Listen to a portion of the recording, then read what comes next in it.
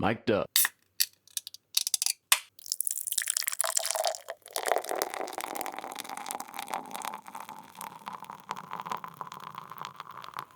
Hey, everybody. Welcome to Highlights from Lowlifes here on the Mic'd Up app. Glad you could be with us tonight.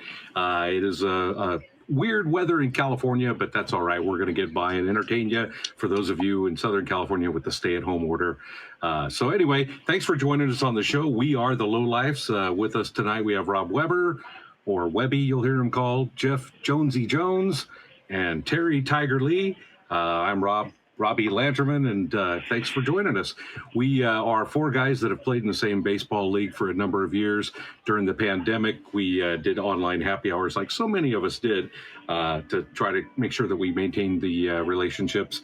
And those calls evolved into kind of a top 5 ranking thing. And the more people we talked to about it, the more people said they really liked that idea and thought we should do something with it. So here we are. Tonight's topic is a fun one. It is the most memorable stadium or ballpark foods.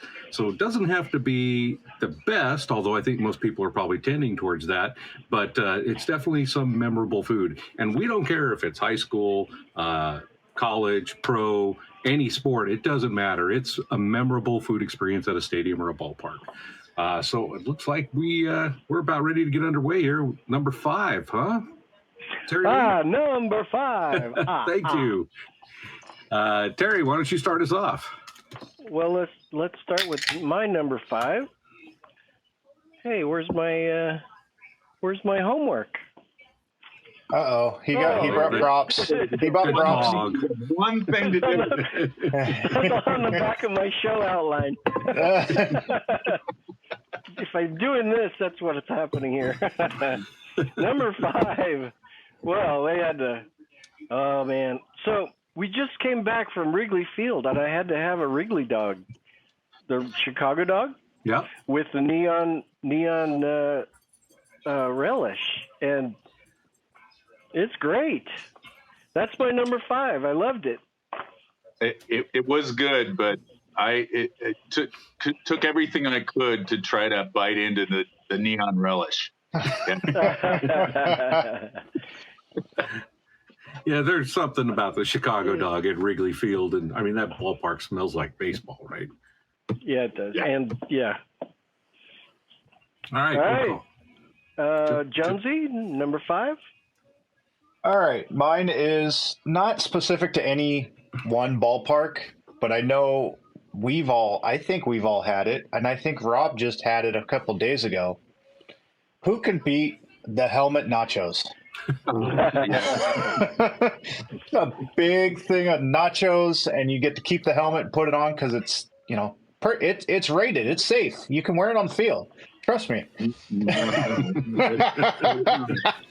But it makes for good. Don't do like Rob did. Wash it out before you wear it. He was a little cheesehead that night.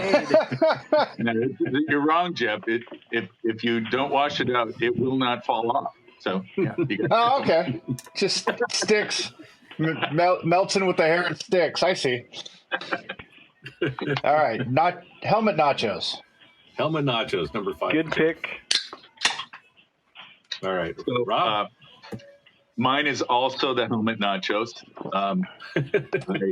I have grown to love them. There are different flavors. There's chicken and beef and all the fixings. It's a full-size wearable helmet that says on the inside, "This is not a protective helmet, Jeff." That's just guidelines.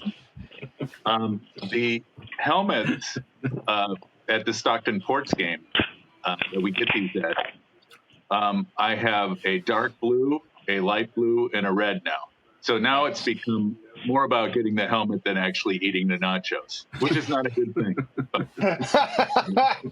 I think it's a good move by the Ports. I think that the helmet with nachos is $15, and they say they sell them pretty frequently. So I think we're going to start seeing a whole bunch of people with red and blue helmets walking around plastic.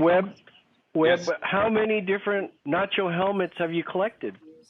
I now have 3. Yes. Yes. And It's, what are those? it's very important for a 61-year-old man to have a collection of plastic helmets. And I do. Nacho pomade. And how long before they end up on Macari? Well, they're already there, Jeff.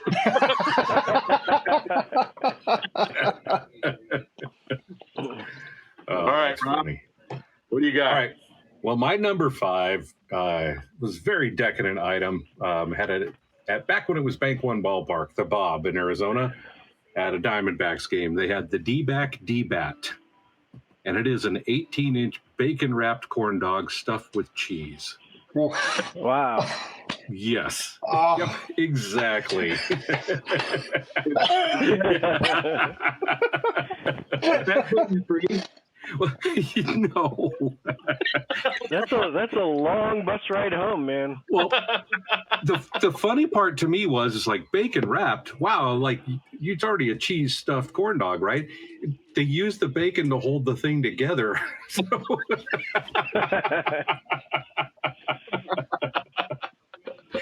So yeah, the number 5, walking around with this gigantic 18-inch corn dog on a stick is with cheese dripping out of it and bacon falling all over the place.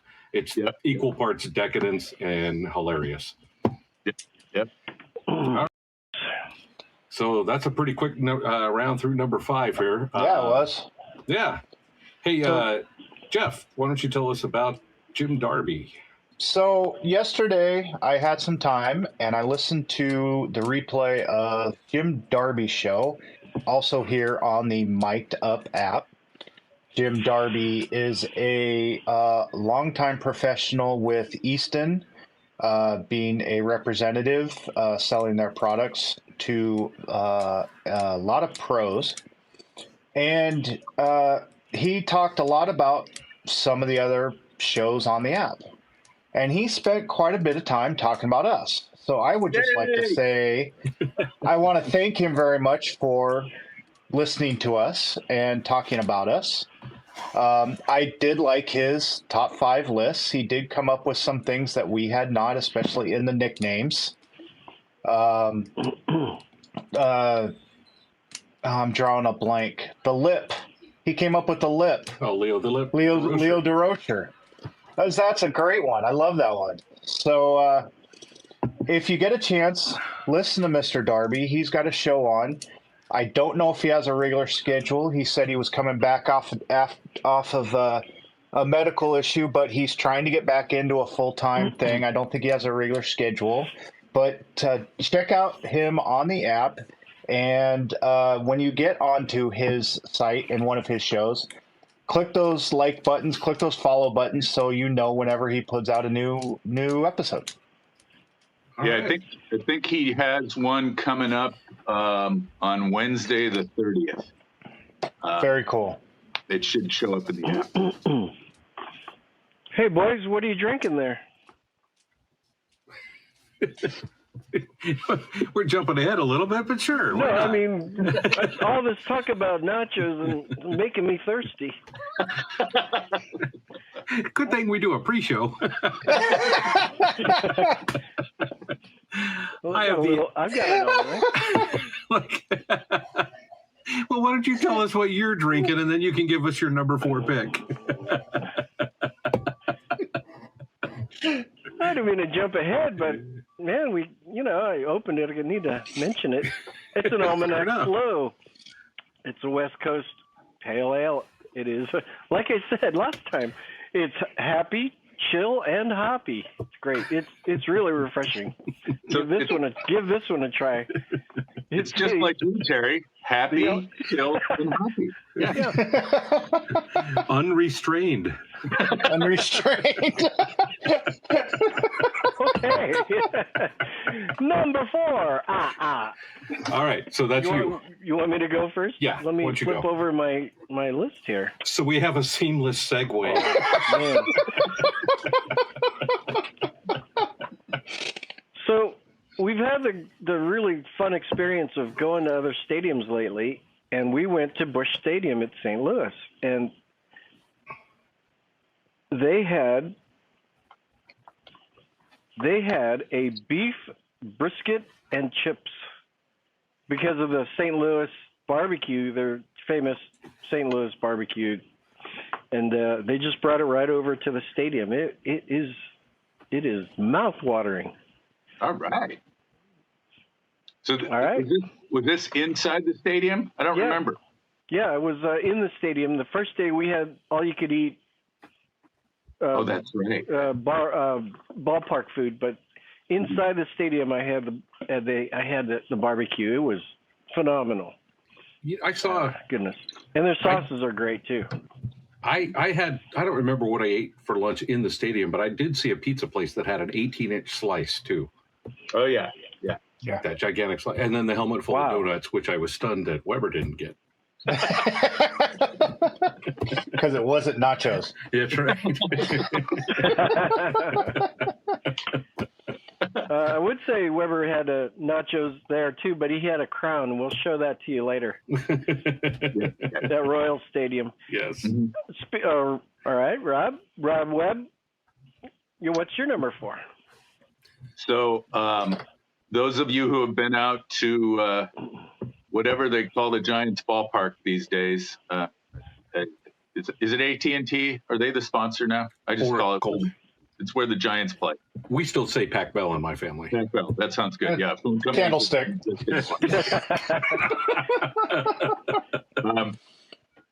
They out in center field. Orlando Cepeda has his own take on ballpark food, and one of my favorites is what they call the Cha-Cha Bowl.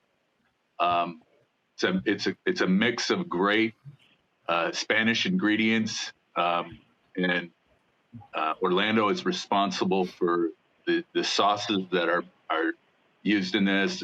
There's rice, chicken, beef, and then all kinds of different relishes that you can add to the bowl. And it is totally satisfying. A lot of times I'll get into the ballpark, instead of going to my seat, I go straight out to center field, find the line for Orlando's place, and get myself a Cha-Cha Bowl. I would highly recommend you try this. At first you go, well, do I want this at the ballpark? And now it's much higher up for me than hot dogs or anything like that. So give it a shot. Have you guys tried this? I have not. I keep wanting to, and I keep ending up somewhere else. But I got to make it a goal of mine. Yeah, very good food. Robbie, did you try that yet? The Cha-Cha Bowl? Nah. Yeah. Because I would be like Terry. I'd have to get up and leave.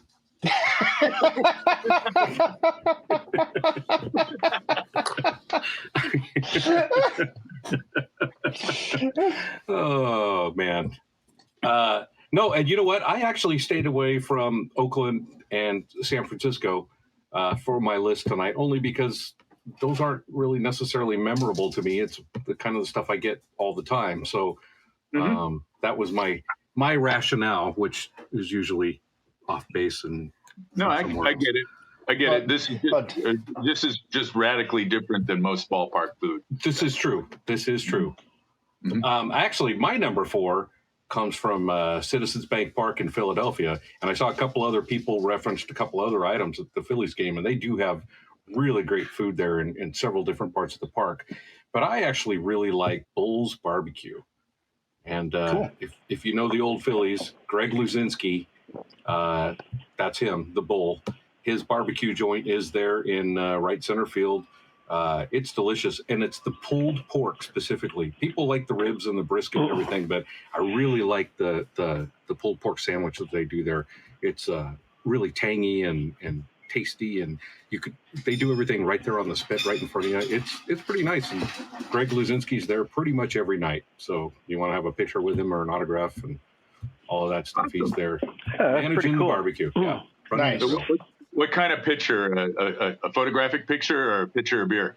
Yes. Both. Yes. Yingling with the Bull. Nice. Speaking of pictures. So did everybody chime in with number 4 there? I haven't. Oh, Jonesy. Nope, Jonesy. So where Rob said he stayed away from Bay Area, most of mine is from Bay Area because those are the ones I've been to the most. And the ones we did go to outside of the Bay Area, for some reason, I ended up getting kind of basic stuff. Not bad stuff, just basic stuff because either the line was convenient or it was just, I wasn't super hungry. So a lot of hot dogs, basic stuff, nothing too fancy at those other places. Or like in St. Louis, where every line I went to, either their food machine crapped out or their credit card machine crapped out. I tried to go adventurous at St. Louis and they wouldn't let me. So mine is a San Francisco staple, ballpark staple that anybody out here will know. There's so much garlic on it, you got to move the garlic to get to the French fries. The good old Gilroy garlic fries. Ooh, yes. Yep, Yeah. that's on my list. Can't go wrong with those babies. It's funny. You talk to people that come from out of town to watch games there, and they know about the garlic fries. Yeah. They've heard about the garlic fries. Yeah, they're looking for them. They know about them. Yeah. Well, like I said, you got to move the garlic to find the French fries. It is the original. I think Giant Stadium was the first to have garlic fries. Yep. Because Gilroy, the garlic capital of the world, is an hour and a half right down the road. Right down the street. Yeah, just delicious. Don't have garlic fries and a hot dog because nobody will sit near you. Yeah, but that's not a problem for you anyway. It's a long bus ride home.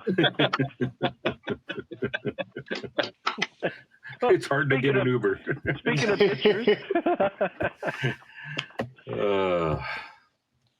Robbie, I want to know what you're drinking. Hey, thanks, Jeff.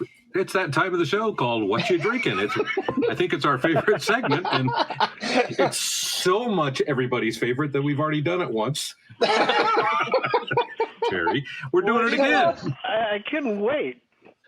So I had to crack my beer open and needed to show it off.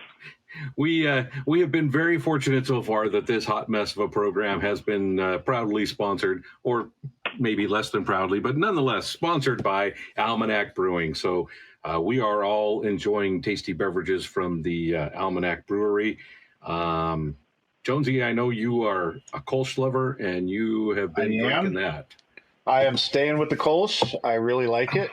As Rob said at the top of the show, we've been having some really weird weather out here. And for what is muggy out here, and it's usually not muggy out here. It's usually, if it is hot, it's dry, but it's super muggy. And this has been tasting so good in this hot, muggy weather. Cold, crisp, very light, doesn't weigh you down, super good, and it goes with any food. Nice. Excellent. That is a good beer. Yes, it is. Rob, what are you doing? I have the Almanac Nice. Love Hazy IPA. And this is going to be my first taste. Ooh. I'm completely out of the Cherry Sour Nova. You're so disappointed? I looked for my Almanac today, and I couldn't find it. My delivery person did not come through for me. No. It probably is sold out. It's so popular. Found Almanac around the corner at Campbell Liquors. Just letting the folks at Almanac know that they are proudly represented inside of the tiny Campbell Liquors with several different Almanac beers. And this is my neighbor Dave's favorite beer. He's a huge IPA fan, and this is his favorite of all the IPAs right now, the Love Hazy IPA. Cheers. Very nice. I like a good IPA as well. One of my concerns with drinking an IPA is that they are heavy, and I can only have one. But in this case, this is something I think you can have a couple and be comfortable. You won't be full, and it's refreshing.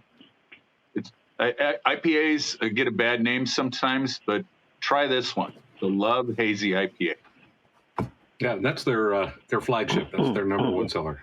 Mhm. Keeps the lights on, so to speak. I am drinking from their lager series, the Rocktoberfest. It's their Ooh. Martzen style Oktoberfest beer. I am jealous. Yes, you should Yeah. be.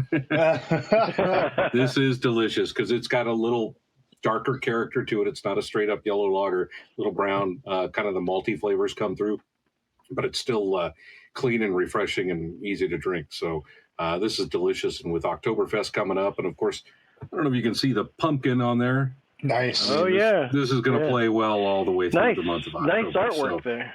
yeah, great can and great beer. Boy, great beer. If you can find the Rocktoberfest out there, I know it's limited supply, so if you can find it, grab it. So all of you adults that are hosting, trick or treat for the kids, if you get an adult come up, this is a great gift for their basket. Yes. Stop one of these beers in. Yeah. Trick or treat. Mm-hmm. All right, All right. Terry. Cheers, everybody. Right back Cheers. at you. Terry's got the Flow Pale Ale, by the way. Yeah, Not too hoppy. I think I explained it 2 segments ago. Ad nauseum. It's a Flow Pale Ale. So for those of you that are learning a little bit about Terry, he's a former actor, so it's very apparent that he's taking direction well. He's like the Liam Neeson of the four of us. I just have to keep my list straight, but it just happens to be on the back. All right, let's get out of this before it just careens completely over the cliff. Number 3. There we go. Start us up again, Terry. Oh, you want me to start again? Okay. Got to keep you focused. Well, I was with Jonesy on the Gilroy garlic fries at AT&T, that Telephone Park, Pacific Bell, Pac Bell. Okay, Oracle. So I'm gonna skip up to the next one for me, and then I have a honorable mention that I'll bring up later. Okay. Anybody who says, "What should I have at your stadium besides the Gilroy garlic fries?" but you're going to tell them to get them both together, is the Crazy Crab sandwich in center field, or I think there's another one on the third deck. Yes. So that is absolute San Francisco. That's a San Francisco delight right there. The Crazy Crab sandwich. Very nice. It is again mouthwatering. It is so good. So it is named after the worst mascot of all time, right? Yeah. Wasn't the slogan "Come to San Francisco and get the crabs"? I mean, I'm pretty sure that was it. All right, Robbie, number 3. All right. So my number 3 could easily take the number 2 and the number 1 spot. My 1, 2, and 3 are really close, and but I went ahead and put this at number 3. It is a traditional item. It's the Fenway Frank. And if you've not been to Fenway, they boil the hot dog, then they grill it. So you get the juiciness from the boiling, and then they seal it in with the grilled part. And they put it on that New England-style bun where the bottom is flat, and then it wings out to the side. So it's just a real treat. And it's got that crunchy snap to it, and then it's still like a juicy hot dog. And we'll see a little later on, Terry. But it's just something about being live TV. Maybe he got hungry. Maybe he's on his way to Fenway. Anyway, there's something at Fenway's like Wrigley that just smells like baseball from 100 years ago, and stale beer and all those other smells that are there, and just that dog is so satisfying in that park specifically. It probably tastes like an ordinary hot dog any place else, but when you're at Fenway and you bite into that thing, forget about it. Yeah. That's good stuff. Yeah. Agreed. All right, Rob, I think that brings it to you. Okay, so we talked earlier about memorable food experiences, and sometimes they're not good experiences. Hey, This Rob, did I miss something? Yes, Yes. right. It's a pre-show meeting, apparently. Folks, why don't you hold on a few minutes while we bring Terry up to speed? Previously on Highlights from Lowlifes. I have this is my first grievance food. How many of you over the last, I don't know, I'm going to say 30 years, have been inundated when you come into the ballpark with Dippin' Dots, the ice cream of the future? And then 10 years later, it was Dippin' Dots, the ice cream of the future. Year 20, Dippin' Dots, the ice cream of the future. Okay, you're not the ice cream of the future. You are a marginalized food that somebody might try, but drop the tagline already. You know, real ice cream is not going anywhere. Dippin' Dots is just a fringe food. Okay, it's not bad, but drop your tagline. And we have seen lately at the Ports games, they still have a Dippin' Dots booth, but they have no tagline anymore because the future has come and gone many. Is that like astronaut ice cream? Yes. I compare it to space food sticks. If you remember those, yeah, you know. Oh, these space food sticks are going to take over the world. No. Oh yeah, that's right. Yeah. And Tang. And Tang. Oh yeah, Tang is going to be better than orange juice. Yes. All right, Tang flavored Dippin' Dots. Freeze dried. I swear I had a Tang flavored beer once. Oh. Ooh. All right, Jeff, round out the number 3 pick. All right, so there's not everybody who's a baseball fan knows that there's not a lot of positives to say about Oakland lately and the Coliseum itself. And they've got a lot of good food. They've got a lot of traditional ballpark food that's, you know, nothing special, but it's good. But they have a stand almost behind home plate. That's the SAG brand sausage company, SAAG. And they have a whole stand of sausages, and they have a really good bratwurst. And what surprises me about them, being that it's an arena type event where you get sausages at these fairs or ballparks or everything, the worst thing about it is the bun. It's always a stale bun. These are really good. They're the nice, soft, not quite sourdough. I'm not sure what kind they are, but they're just this really soft, nice bun. They're not overcooked. They're not stale. And the bratwurst is cooked really good. They cook it right over an open flame at the end and throw on some fresh. They got a fresh grill there with some onions and peppers if you want it on top. So that's one thing I got to get every time I go to Oakland is the SAG bratwurst. Those are the ones with the little windows, right? Yeah. Yep. I can tell you, knowing him for as long as I have, that if there's one thing Jeff likes, it's a nice set of buns. And that's right. He finds that at the Coliseum. So that's why I've never touched you.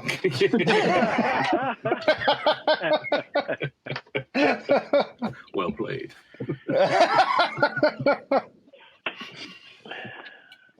All right. Well, I guess that rounds out number 3. I need to offload reload, but I really want to see what kind of slow motion disaster that this is going to bring up. Cherry, why don't you talk about Rick Barry? Well, if I talk long enough, it's going to be a long bus ride. I may just wander away. I had to get a prop. I'm prop heavy over here. All right, Carrot Top.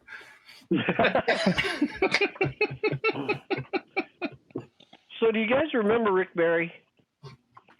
Yes, we do.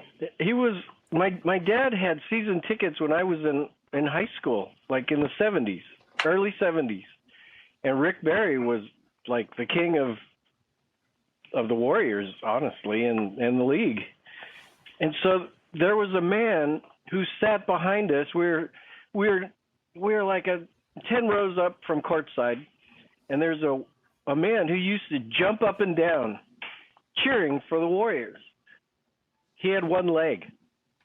And I bumped into Rick Barry at the theater, in line at the theater one day, and I asked him if he remembered this guy, and he says, I vaguely remember this wild man jumping up and down, but I didn't realize he had only one leg.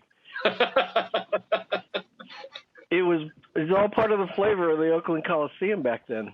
It was great. So Rick also has a podcast here on Mic'd Up, and you should look into it, tune in, and enjoy his show too. He's got lots of good stuff. Hall of Famer, good guy. Yep. Lot of good stories. Yep. Very opinionated, in a refreshing way. Yes. Yep. Well, good. And maybe you can ask him about the one-legged rabbit fan. Yeah. Well, like I said, he didn't realize the guy was one-legged. He just remembered some guy jumping up and down. This guy was crazy. It was fun. Good times at the Oakland Coliseum with my dad. All right. Okay. Let's keep the show rolling then. Let's mix it up a little bit. Jonesy, why don't you start off with number 3 here? Or number 2, I'm sorry. Number two. End the last round, start this round. Okay, so going back to San Francisco, and anybody who's been in San Francisco knows it can get a bit chilly. You get a night game out there, beginning and end of the season, or day game in the middle of the summer. Either way, it can get really chilly out there. They have what is a San Francisco tradition, clam chowder in a sourdough bowl. It is so tasty and filling. It's all you need to eat for a whole game. That bread bowl is so tasty, and the clam chowder is fresh. It's seasoned just perfectly. The clams are great in it. I highly recommend the clam chowder bowl. Very good. Yeah, that's good stuff. Okay. Pass it I could send it to Weber, just to be different. I have another grievance pick. You can tell who the complainer of the group is, right? There's absolutely nothing wrong with the food that I'm about to describe. I just saw something that makes that food a lot less appetizing, and I can't bring myself to have it anymore. You guys, are you all familiar with red roast? Oh, yeah. Red Oh, roast. yeah. Yeah, The very long piece of like licorice, 3 feet long. Those things were wrapped in plastic, if I remember right, and you'd pop them open and enjoy that for the next 5 or 6 innings. Until one day at spring training, I saw something that made me never ever want to try them again. Oh, What was that? So I've had my spring training tickets for about 35 years now, and I remember back in the day going to Giant spring training in Scottsdale, Arizona, and there was a little old man, probably 120 pounds, soaking wet, and he was a beer vendor. And the temperatures are in the 90s, and he's got one large bucket of Old Style on one side.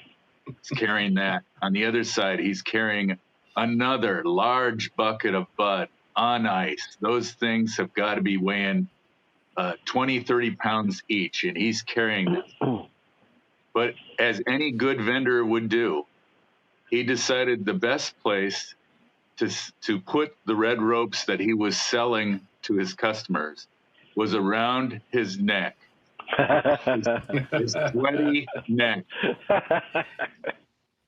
And I remember looking at that, and my niece asking if she could have a red rope, and I'm going, I don't think that's a good idea. I know it's wrapped in plastic, but we might have to wipe off the plastic before she starts taking it apart. This guy's working really hard, isn't he? He's working really hard. He's 220 pounds. If you order a red rope from him, he's got to set down both of those buckets to unwrap one of those red ropes from around his neck. And by the time that happens, you don't really want that red rope. So, yes, this is one of those things where I've been trained like Pavlov's dog. If I ever see a red rope, I start gagging. So, You remember Wayne's World in the Mirthmobile? They took out the dome light yes. and put the red rope dispenser with a little cutter.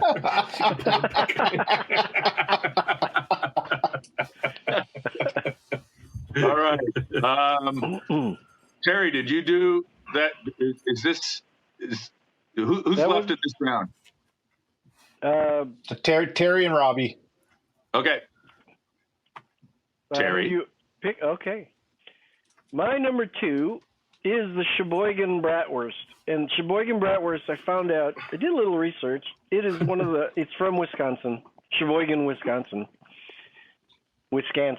It is one of the most popular ballpark bratwursts in the country. So they distribute all over the place. And that's my favorite bratwurst at the ballpark. And if you can get one that's freshly grilled with the onions and peppers and mustard and sauerkraut, that's the one to get. That's my favorite. Did you get one in Milwaukee? Sheboygan bratwurst. Did I get? Yeah. Oh. They had them at Brewers. Of course they did. I think that's their number one sausage there. All right, Robbie. I guess that leaves me. Well, I'm going to stay in Wisconsin. This goes to Miller Park here. I got the Wisconsin Ultimate cheese curd fries. Oh, ooh. Those were delicious. Wait. Rob, what's a curd? I'm not. In all honesty, it was deep fried. It tasted good. I assume it was cheese inside. So this is a bed of fries with a bed of cheese curds on top, with some more cheese on top of the cheese curds, and then chopped bacon. And it wasn't like bacon sprinkles; it was chopped up bacon. And there's kind of a theme to your foods. Yeah, I basically went for yeah. What do they say? You recommended 2,000 calories a day. I tried to find them all in one order. When we went to Milwaukee at the Brewers Stadium, I told my cousins who are from Wauwatosa, they said, get an order of cheese curds before you leave, and so we did. And they're pretty good. They're great with beer. Oh yeah. They're great with a pale ale. Let me tell you. They're salty. They're deep fried. They're salty. They're cheesy. They're really. Well, these were pretty damn good, smothered in more cheese and with very nice bacon on top. So, yeah. Very nice. All right, so that completes round 2. Before we get to round number 1, I need to offload reload, and while I'm doing that, so I'm not wandering away unannounced, I'm going to have Mr. Weber talk to you a little bit about former All-Star Biff Roberts. Yes. So for those of you that have been following Biff's show, he was supposed to do a show at 4:00 today, and he was unable to do so because he got roped into driving up to Sacramento and hosting a baseball game, softball game between members of the government up in Sacramento. So they've broken off into 2 teams. I think it's the Assembly versus the Senate, and a no hold bar match. And Biff is up there as a celebrity coach for the team, probably trying to teach people how to play baseball who maybe never ever played it before. So it should be interesting for him. They could have gotten rained out today. Yeah, they could have, but I think they were starting their game right about the same time that Bip's show was supposed to kick off at 4 today, so he begged out. But we did talk to him about that. And maybe in the future, when he goes on one of these road trips, instead of canceling the show, maybe we do 15, 20 minutes live from wherever he is, just so you get a flavor of what he's going through and what his experience is that day. But Bip usually has a regularly scheduled show on at 4 o'clock on Mondays, right before highlights from Lowlifes. And Bip will talk baseball, but as I said before, he's kind of a Renaissance man. He has spent a lot of time to become a minister. He is a real estate agent over in the East Bay, San Francisco area. And he is also working to help inmates who are getting freed from prison to get them back on their feet. He's with a project called Uncuffed, and they are working to get these people the support they need to move forward and find jobs. And so he helps provide them clothing and shelter in the food in the beginning stages of their new life. Great cause, and he can talk about these things all day long. Bip's show should return next Monday at 4 p.m.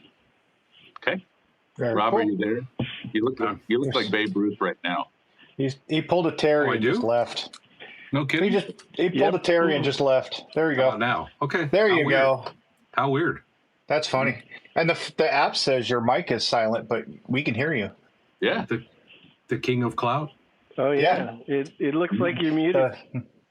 You look fine now. You don't look like the king of cloud anymore. Yeah. Yeah. Fair enough. I think it's the Colossus of clout. But anyway. All right. Thanks for that that recitation on Bip Roberts.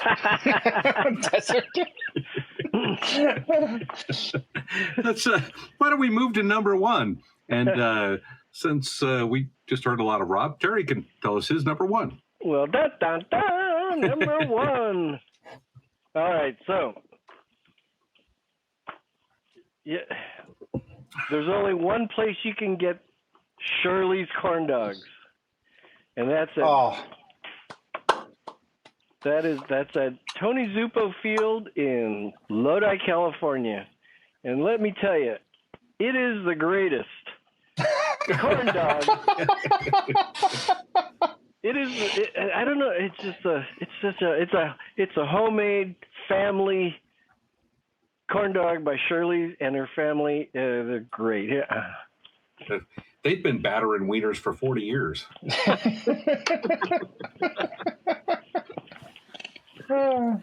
True story. So Yes, it is. the Shirley that you're referring to is Shirley Michaeloff, who passed away 3 or 4 years ago, and her family is still using her secret recipe. Man, they're delicious. Yeah. So what happens is we went to the baseball tournament, and I ordered 6 to go, 6 frozen, and here you go. Well done. Hard to argue with that choice. Sorry, Very nice. that's why I ran off to get a prop. That was my prop. Fair All enough. right. Webb. Oh, okay. Number one. I thought you were tired of me talking. All right. Yeah, I'll stick try to keep it a brief. corn dog in it. My favorite memories at Dodger Stadium, and I know it's not the Dodgers. Sorry, I know you guys are all big Dodger fans, but it's the Dodger Dogs.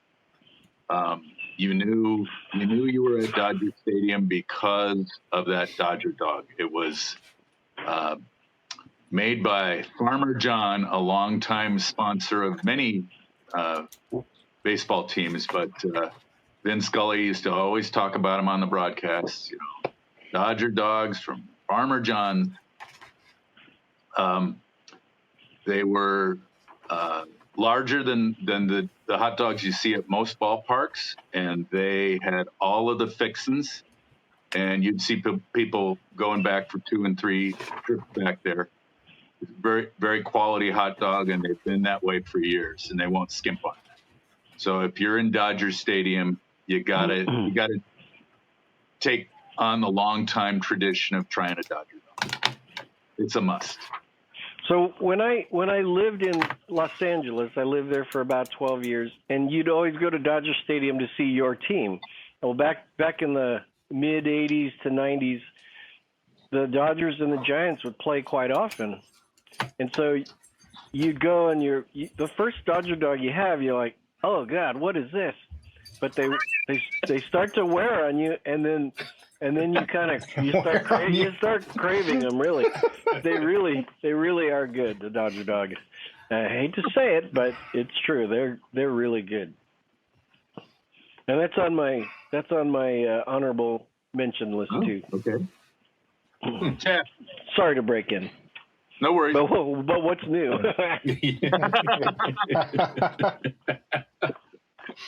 Jeff, number 1, food experience.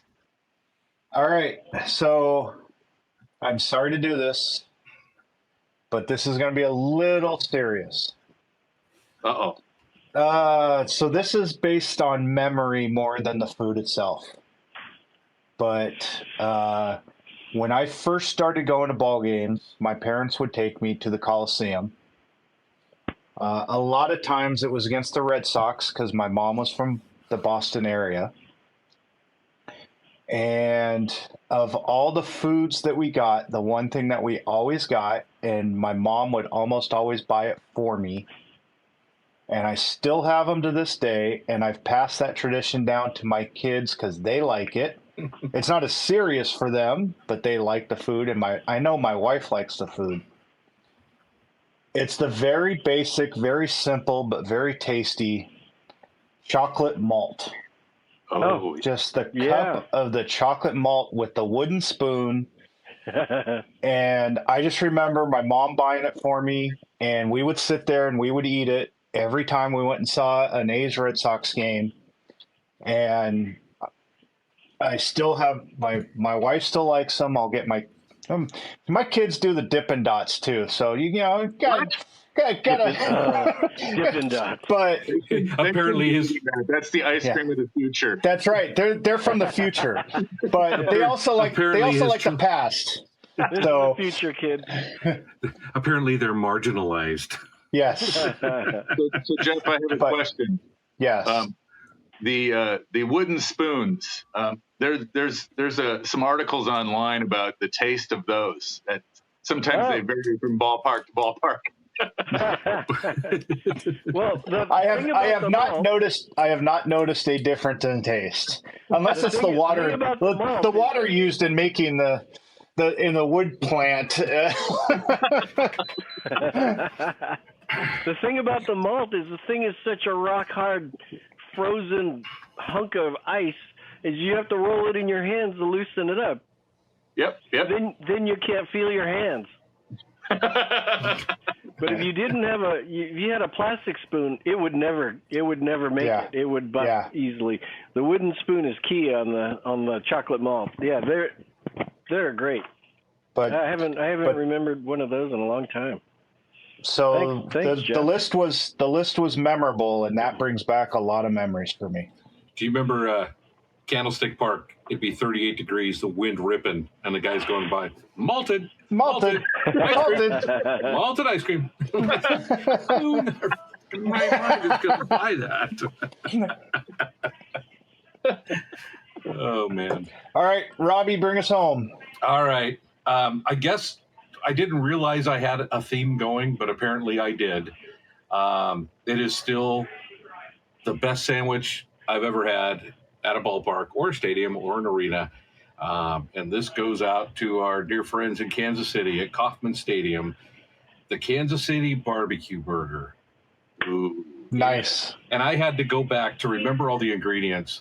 I had to go back to my my photos from the trip, and I found a picture of the burger. So near as far as I can tell, besides the great tasty bun that it was on, it was a steak burger, a couple of slathers of cheddar cheese, pulled pork, onion rings, and barbecue sauce. Nice. Yeah, that was one of those. Who was it? Rodney Allen Rippey that couldn't get his mouth around the burger, right? Too big to eat. That gigantic Kansas City barbecue burger.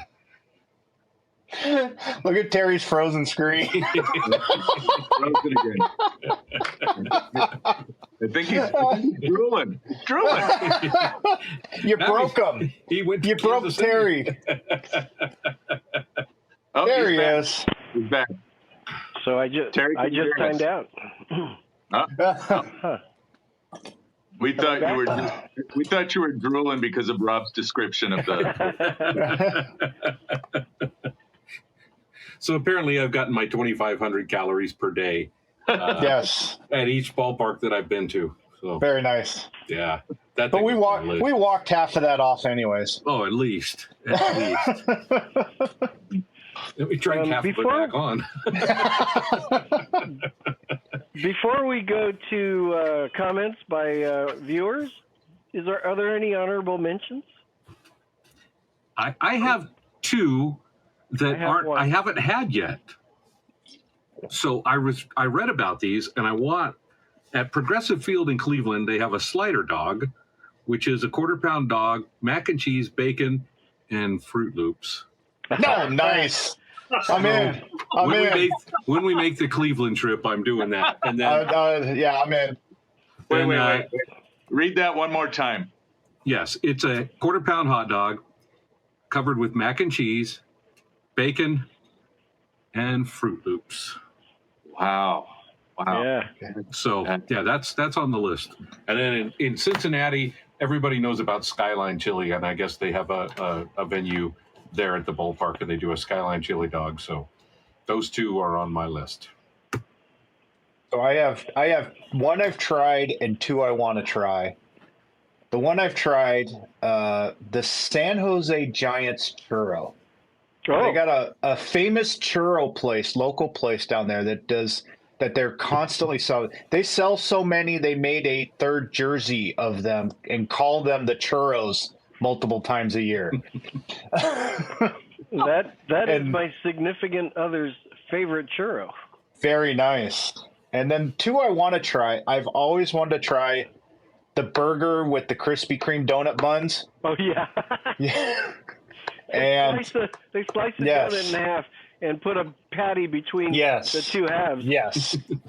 And then there's also multiple places sell a brisket grilled cheese sandwich that I want to try. Oh, that sounds good too. That sounds really good. I have one. It is the Ghirardelli hot fudge sundae at Oracle Park. Oh, that Max loved that last time. He scarfed that. It was so good. It is delicious. Yes. Webb, you got any? Spring training, Glendale, Arizona, home of the Dodgers and White Sox. Robbie mentioned earlier the 17 or 18-inch slice of pizza. Getting one slice of pizza that's bigger than most pizzas is quite the experience. And it comes with its own special cardboard box to carry it. One slice. Very good. Nice. Nice.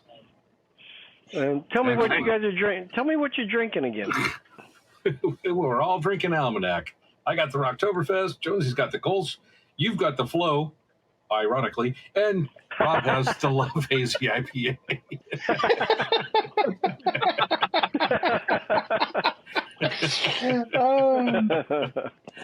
So do you want to hear from our loving and adoring fans? Yeah, let's hear what's out there. All right. For those that have watched the first couple episodes of our show, you will recognize this voice. Hi, guys. Marty again. Number 2, the colossal dog at the Coliseum in Oakland, especially when it blows up right in front of you. The guy was trying to catch the foul ball and literally forgot he was holding up the sandwich right in front of me. And the number one is the quarter beer night from the Salinas Spurs back in the 80s. It was a 4-ounce beer for a quarter, and you can carry as much as you can. Late in the innings, so much for the game, I'm watching this guy trying to carry 12 beers. All right, so a couple of comments here. Yes. Number one, Salinas no longer has a minor league team because of that. Number two, Marty, you only have 30 seconds to leave your message. You can't tell us a story. Number three, you definitely got your microphone working. You may want to tune that down a bit. Number 4, is a hot dog a sandwich? No. Yeah. Is a colossal dog a sandwich? He called a hot colossal dog a sandwich. Number 5, maybe cut out the afternoon caffeine. How about an honorable mention for? Well, I guess it's arguable is beer food, because Yes, and beer's a given. well then okay, that would be my number one. I need to redo my list. You guys have messed me up. I just think beer's a given. It's just automatically on everybody's list. So. Fair enough, especially the almanac. All right, we've heard from him before. Our buddy Hammy. Howdy, gents. Top 5 foods from ballparks. I'm going to go with number 5, the Uncle Charlie's cheesesteak at Citizens Bank Park in Philly. Number 4, the Crazy Crab Sandwich at Oracle Park. Number 3, the Gilroy Garlic Fries at Oracle Park. And number 2, the Chicago-style dog at the Cubs game in Wrigley. And number 1, the Boomstick, Texas Rangers 2-foot-long glizzy, man.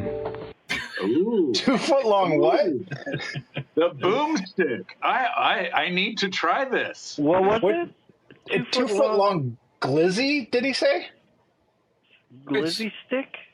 All right. Boomstick. You got me on that one. It's time to Google here. Yeah. Eddie, This could be more important than anything else I have going this evening. Find out what this thing is. what else? What was? All right, what else? it is a 2-foot-long hot dog. Wow. Wow. It has You have it to fold has- it in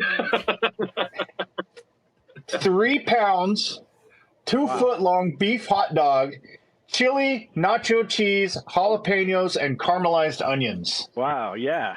Holy cow! This is right up Rob's alley. I mean, Don't. It's a little light. It's a little light for Rob's taste. It's a little appetizer, but it seems a little overblown.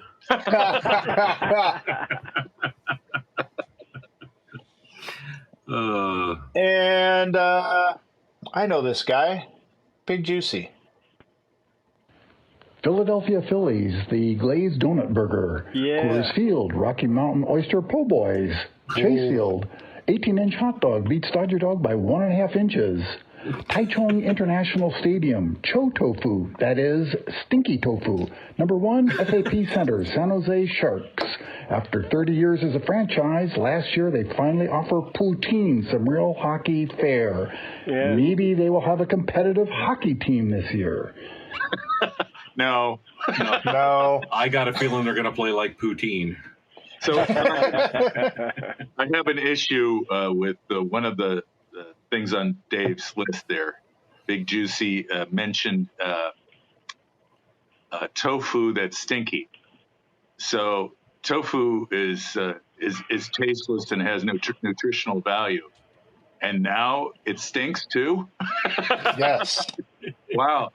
I mean, there are so many things that attract me to trying that it's not going to happen. No. Not going to try the stinky tofu. But it was our first international offering. Yeah, I was just thinking about that. In Tokyo, they have the takoyaki, which are the octopus balls. Man, they're so delicious. Right in the stadium, I had to have some. Next time you go to Tokyo baseball game, you got to have that. That is on my bucket list, is go to Tokyo baseball. So Jeff, it looks like Big Juicy just responded to my comment. Oh, all right. What did he say? Hey, it's so stinky that the city of Taipei doesn't even allow these restaurants within its city limits. Wow. And this maybe, I can't tell if this is a response from Marty or this was meant to be part one of what we heard earlier. Hey, Lowlifes, it's Marty. The top 5 picks. I'm going to go 5, 4, and 3. 5 is Thirsty Thursday. At any ballpark, anytime you can get cheap beer, it's got to be a favorite. Sounds like The he's number already 4, there. the bacon-wrapped foot-long hot dog at the Aces ballpark. And number 3 is the corn dog at Stuck in Lodi. More later. Yeah. So now I know. Hey, Marty, got you covered, buddy. So you played part 2 first, Jeff. Yeah, I didn't realize that based on how it was ordered in here. That's really the only doubled up we have was the Tony Zuppelfield corn dog. Yep. Yeah. So, Well, it's a popular one. all right. Well, And that's it for the comments. well, good. I think that's probably That's a good far off the rails as you can drive the train without taking it off the track. So let's just wrap this thing up before we do Sounds any physical good. harm to ourselves.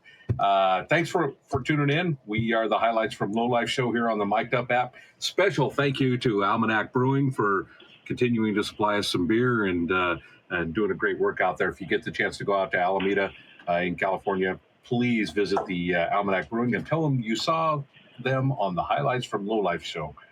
Anyway, we are the Low Lifes. Anybody got any closing comments? Make sure you hit those likes and follows on the app. That's right. Adopt a corn dog. Adopt a corn dog. We should be back next Monday night at 6 p.m. Pacific, and we will do an announcement with the topic for the evening. All right? And we will strap Terry into his chair so he can't just wander away. All right, folks, thanks for whatever. Thanks for watching, everybody. We'll see you next time on Highlights from Low Lives. All right. Good night. Ah.